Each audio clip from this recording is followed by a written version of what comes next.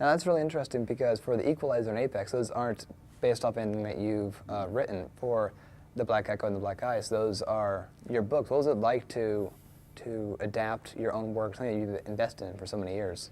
It's very hard, and the hardship is not in like seeing stuff go away. I mean, if you don't get involved, if you don't understand, you know, at least 2/3 of your book is going to disappear. That's fine. What the hard part is when you write books, you're inside characters' heads. You're seeing the world through their eyes. You know what they're thinking. All these things that it can't have no place in the screenplay. You can never use the words "he thought," you know, in a screenplay. You only have dialogue and action to show what's inside. And I think my books are, hopefully, very character-driven. It's you know, people like Harry Bosch books. It's not because of my great plots. It's because they like Harry Bosch and they like the way he thinks and the way he looks at the world. So it's very hard to take that character with all I know and write about him from the standpoint of never going inside his head. I also think that you would be a very good screenwriter because I adore your novels, and one thing I found really interesting is that you don't spend a lot of time on description, which a lot of things that screenwriters have problems with, is they try to describe a scene too much or describe what a character looks like too much. Was that an easier thing to do? Yeah, I mean, I'm as a writer, I believe that everyone has a movie projector in their head, and they don't need a whole lot to flip it on. You know, a few telling details of description, whether it's of a person or a place, are usually enough for us to imagine that, to use our creative imagination. And that, to me, is one of the wonderful things about reading. And so I write like I read. You know, I'm very spare when it comes to descriptions, and I trust the reader has the skill to build images in their head. And so that maybe was something that kind of helped me as I transitioned to writing screenplays, because there's never enough pages or space on a screenplay. It just seems like everything always runs long. Now, you actually have had a book become one of those 20% of Hollywood. Bloodwork was made into a movie starring and directed by Clint Eastwood. What was that whole process like? Well, as far as the creative process goes, I was not part of it. And he, to his credit, Eastwood met with me and he said, I have a team, I work with the same people over and over again, and I'm going to go away with your book, and in maybe about 5 years, I'm going to make a movie out of it. And you're not going to be involved. You know, I will show you scripts, I'll talk to you about it and all that stuff, but you're not going to be involved. And if that's a problem for you, let's just shake hands, be friends, and you take your book and go away. And of course, it was Clint Eastwood. I'm not going to say, yeah, I'll keep my book.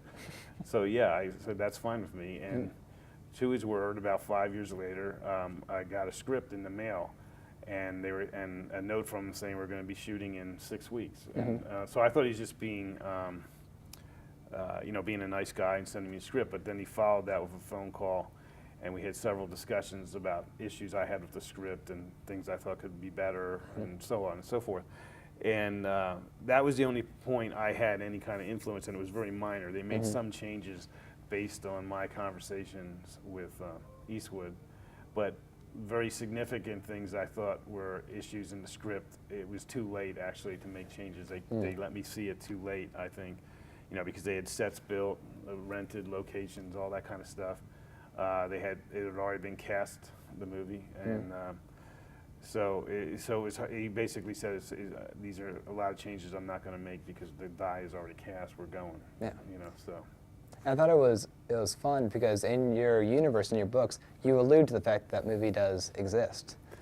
Yeah, you know, some people have an issue with that. Really? I think it's kind of fun. I mean, I connect my books, and so in one of my Harry Bosch books, I had him and his partner driving on the street, and they passed a billboard for the movie, and some people thought I was just making a joke or something, but it actually connected things because the partner asked Harry, do you know Terry McCaleb? And he says, yes. And so at that point in the universe, there was no connection between those two characters. And he goes, yes. And she says, does he look like Clint Eastwood? And he says, no. Yeah. So that part is a little tongue-in-cheek, but I was establishing that they knew each other because the next book explored their relationship. Excellent. And that was Darkness More Than Light? Is that, yeah. Okay, I'm thinking the timeline correctly. Now, that brings me to something I love about your books is that you have different protagonists at times, but they all kind of live in the same world and often interact with each other. Was that an early decision for you to have it to be one big world, not separate worlds, when you break off from Harry Bosch? I don't know. It depends on what you think is early. I mean, in the early stages of my career, when I had 1 or 2 books, you don't know the future. You don't even know if you'll get any more chances to write novels and so forth. And but then when I started getting confident and seeing that this was going to go on for a while, that I was going to be allowed to write books for a while, I started doing that. And that, again, as I said, I write like I read. I love that. And when as a reader, I love those kind of aha moments and connections, and they're kind of like little payoffs for sticking with, that series, for example, or that author or whatever. And so I do that mostly in service of the readers, or in the acknowledgement of the readers. And I think it also works really well because it makes sense within your reality to have this reporter interact with Mickey Haller or Harry Bosch, because that's the kind of case he would be covering. So. Right. Yeah, I mean, it's all, one mosaic, or all moving on the same plane of field. Is the way I look at it, and it's fun to do. I really think every book has some connections, and some of them people don't even get or have not tumbled to yet. But even a book like Chasing the Dime, which appears to be a complete standalone, Harry Bosch is in that book, although not named. So I think I've connected on everything. And I don't want to spoil it, but in the Brass Verdict, you connect a lot more than I think people would have expected. Within the last chapter, you really kind of made the world, I guess, a little bit smaller for a lot of characters. Yeah, I mean, what was that decision like? I don't think it spoils anything. I mean, what you're talking about is that two of my main characters, Harry Bosch and Mickey Haller, are blood related. They're half brothers, and that's like a big connection. But the seeds were planted for that too a while before that book. Oh, so you knew it during the Lincoln Lawyer? Yeah, when I wrote The Lincoln Lawyer, when I chose that name, I knew they were related, because that name was in my second book in 1993 as Harry Bosch's father.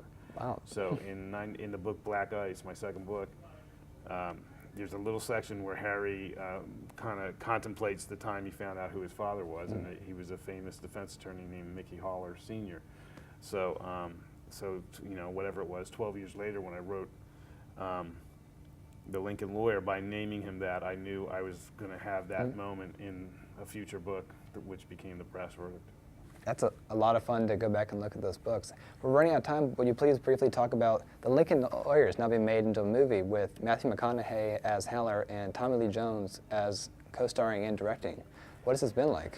Well, it's all new. I'm the guy who writes the book, so I'm always the last to know. I'm kind of like first of all, I'm excited to hear that.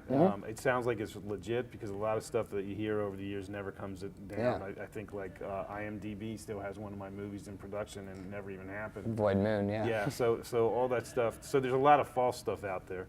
And when you hear something that really seems legitimate and confirmed by agents and so forth, you can't help but get excited. I've always thought that book would lend itself to a movie treatment, visualizing that story. And I'm a great fan of Tommy Lee Jones, so that's exciting. I think McConaughey will be really good at Mickey Haller. He's played a lawyer before very well, but more importantly, or more recently, he was in this comedy called Tropic Storm, Thunder, something. Tropic Thunder. Tropic Thunder, and he plays an agent, which is very akin to a lawyer. And something about when I was watching that movie, I even whispered to my wife he'd be a good Mickey Haller, and then a year later, so it's in the papers, he's playing Mickey Haller. So I saw it before anyone else did. Wow. I saw that he could do it. So it'll be interesting to see what happens. All right, and I hate to do this, but we are out of time. The Lincoln Lawyer will be in theaters one day, but Nine Dragons is in bookstores now, all over the country, including the Mystery Company. Michael, thank you so much for being here. Glad to be here. It's great to meet you. And this is The Real Deal.